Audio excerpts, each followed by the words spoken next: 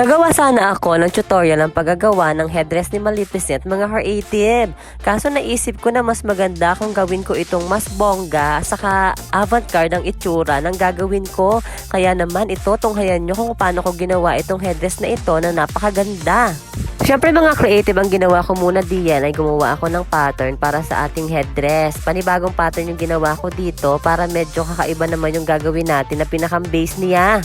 Pagkagawa ko nga diyan ng pinakang-base ng ating headdress ay kinuha ko na rin itong makapal kong rubber slice para gagawin naman natin na pattern para sa pinakang horn niya. Di ba nga Maleficent inspired itong gagawin nating headdress, kaya naman yung pinakang horn niya ay gagawin natin na katulad ng horn ni Maleficent. Siyempre drawing-drawingan tayo ng pattern diyan para mabuo natin ng maayos itong headdress na ito. Kailangan maganda talaga yung imahinasyon natin sa paggagawa ng ganitong klase ng headdress, lalong-lalo na kapag i-imagine natin kung anong klase ng horn ang ating gagawin. Medyo na-challenge nga ako sa paggagawa ng pinakang horn na iyan dahil ang nagamit kong materials dito ay makapal. Siyempre hindi natin matutupi iyan na katulad ng ginagawa ko dun sa pinakang horn na ang gamit ko ay yung manipis na rubber slice. So hindi natin ito matutupi dito, kaya ang ginawa ko, ginupit-gupit ko na lamang siya, saka ko siya pinag-assemble na para talagang horn. Sa puntong ito ay trinay ko siyang itupi, kaso hindi talaga kaya ang ginawa ko ay ginupit ko na lamang siya sa gitna, nakatulad ditong nasa video, saka ko siya dinikit isa-isa para mabuo natin yung pinakang horn. Ayan ang ginawa ko para mas madali nating gawin itong horn na ito. Sa bawat edge nitong aking ginawang parang mga pattern ng horn, doon ko dinikit yung bawat piraso nitong mga horn na ginawa ko para mabuo natin yung pagka-triangle ng pagka-horn niya. Kaya yung bawat edge nito ang pinagdikit ko talaga para makabuo agad talaga tayo ng pagka-triangle nitong ating horn na ginagawa. Imbis na magtupi tayo ay mas madaling paraan ito dahil nga makapal yung ating ginagamit. Masayang-masaya nga ako sa kinalabasan ng pagkakadiskarte ko dito sa ating horn dahil mabilis ko na i-triangle ito para maikabit agad natin at mapagsagop agad natin yung pinakang 3D na parang horn na katulad nung sungay ni Maleficent. Dire-diretso nga lang ako sa paggagawa diyan hanggang makagawa ako ng 4 na pattern or 4 na 3D nitong pagka-horn ni Maleficent para naman mas magandang tingnan, kasi nga ang gagawin natin ay extravagant yung design ng Maleficent na horn na gagawin natin. At pagkatapos niyan ay ginuhitan ko na rin ito sa pamamagitan ng stick glue at glue gun para mapalabas natin yung pagka 3D talaga ng horn. Dahil nga ganyan yung gagawin natin, para siyang horn ng kalabaw ay kailangan talaga may mga spikes siya at mga guhit-guhit na ganyan. Nakakatuwa lamang talaga dahil sa mga ganitong technique ay nakakagawa tayo ng mga extraordinary costume sa pamamagitan lamang ng mga rubber saka stick glue.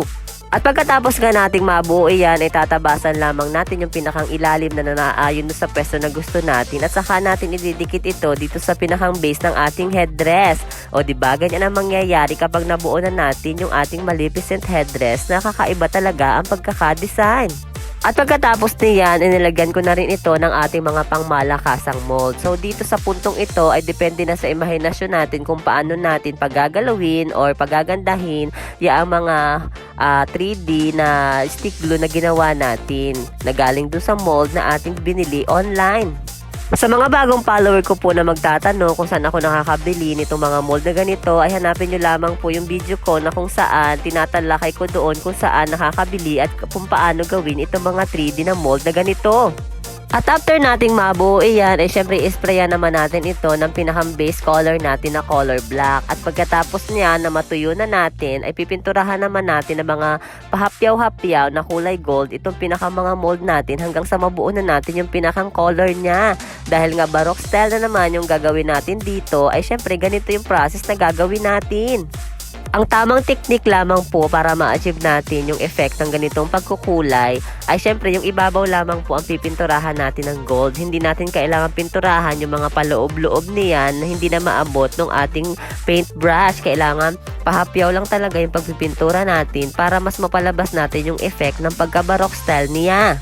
At sa mga pagkakataon pong ganito ay kailangan natin gamitan ng malawak na pasensya at pagmamahal sa ating passion sa paggagawa ng costume at sa ating craft ang gagawin natin para hindi tayo maboring, dahil kapag mahal natin yung ginagawa natin ay napakaganda talaga ng kinakalabasan ng ating ginagawa. O diba, kapag talaga nagtsatsaga tayo sa ating ginagawa ay maganda talaga ang kinakalabasan katulad nito. Kailangan talaga dedicated tayo sa bawat ginagawa natin para maganda ang kalabasan ng lahat. At pagkatapos niyan, matapos matuyo yung mga gold na paint, ay syempre lalagyan na natin yan ng mga glass stones at mga beads. Para naman mas makinang siya at mas social siyang tingnan. Syempre extravagant yung ating headdress, kailangan pabonggahin talaga natin ng design. Hindi lamang mga rhinestones at acrylic beads ang ating ilalagay, ay maglalagay din tayo ng mga kakaibang design diyan. Nilahukan ko na rin nga ito ng mga black na glass beads para magkaroon ng variation yung ating costume na ginagawa. Dahil nga gold saka black yung ating naging pintura, kailangan yung magiging base din ng ating mga beads ay ganun din ang magiging color. At pagkatapos niyan, naglagay na rin ako ng mga gold chain na halos nakalawit na dito sa mga part ng mukha ng ating costume para mas maganda siyang tingnan, lalong-lalo na kapag suot na mismo ng model natin. Dahil nga extravagant saka avant-garde ang tema nitong ating ginagawang costume at ginagawang headdress, kailangan talaga medyo OA yung pagkakadesign natin. At pagkatapos ko mabuo yung chain diyan na nakalawit dito sa pinakamukha ng ating manikin, ay lalagyan ko iyan ng mga bato na nakalawit doon sa pinakang chain niya para mas maganda siyang tingnan, may glamour, may class, di ba? At ganyan ang mangyayari sa mga kaartehan natin at pagiging artistic natin dito sa pinakang headdress na ganito. At bago ko buuhin yung pinakang design niyan, ay pinabatuhan ko muna itong palibot nitong ating headdress para hindi na tayo maabala sa pagdidesign nito, para mas madagdagan yung shine, yung kinang at glamour ng ating headdress na ginagawa. After nga nilang mabatuhan iyan, ay dumiretso na rin ako sa pagdidesign nito. Dahil nga wala akong sinusunod na design at nag-a-adlib lamang ako sa pagdidesign nito, ay talaga namang pinag-iisipan ko ng maayos kung saan ko ilalagay yung mga detalye nitong costume na ito o nung headdress na ito. O diba, kapag malaya tayo sa pagdidesign at doon na mismo tayo sa punto na iyon, nag-iisip kung anong mas magandang design na nagagawa natin, ay napakaganda ng kinakalabasan, diba? At syempre, hindi pa tayo tapos sa pagdidesign niyan. Dahil nga extravagant siya, ay kailangan OA na OA talaga yung pagkakadesign natin. Kaya umisip ulit ako ng paraan kung paano natin madadagdagan yung pinaka-design niya. Kaya naman, ang ginawa ko ay nagtuhog-tuhog ulit ako sa kawan nitong color black sa color yellow na acrylic beads na ganito para mabuo natin yung mga design na gusto natin. Sa paggagawa ng ganito, kailangan pantay-pantay yung putol ng mga kawad, saka pantay-pantay din at saktong-sakto din yung mga bilang ng bawat beads na gagamitin natin para pantay-pantay siya, lalong-lalo na kapag bumubuo tayo ng ganitong design. At dito sa design na ginawa ko ay binungkos ko yung pinakang last part ng mga beads na ginawa kong tinuhog-tuhog diyan. At para makabuo tayo ng para mga circle-circle na design, ay ganito yung ginagawa ko. Yung bawat kabilang part nitong mga tinuhog kong beads ay nilalagyan ko ng mga pare-parehong bilang din ng mga acrylic beads para pantay-pantay siya at bumuka siya ng paikot. At pagkatapos niyan ay yung pinakang second level ay syempre iaayon din natin doon sa pinakang spacing niya, yung bilang ng beads na ilalagay natin.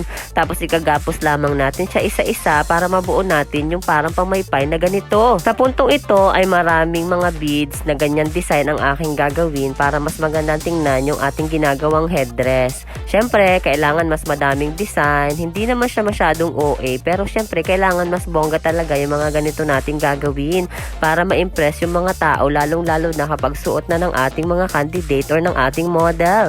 At kung mapapansin ninyo, iba't ibang size ang ginawa ko dito. At pagkatapos natin gawin yan, syempre ilalagay na natin ito dun sa headdress natin. Depende na sa atin kung anong size at anong design ang ilalagay natin sa bawat part nito at kung saan parte natin ito ilalagay para mas maganda siya. Syempre gagamitin natin yung imahinasyon natin para mas maganda yung pagkakapwesto ng ating mga ginagawa dito.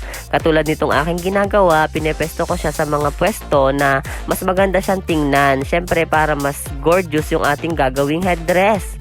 O diba, napakaganda ng kinalabasan ng ating headdress. Basta hanggat may igaganda pa, ay tuloy-tuloy lamang natin. At ito na po ang kinalabasan ng ating mga pinagagawa diyan.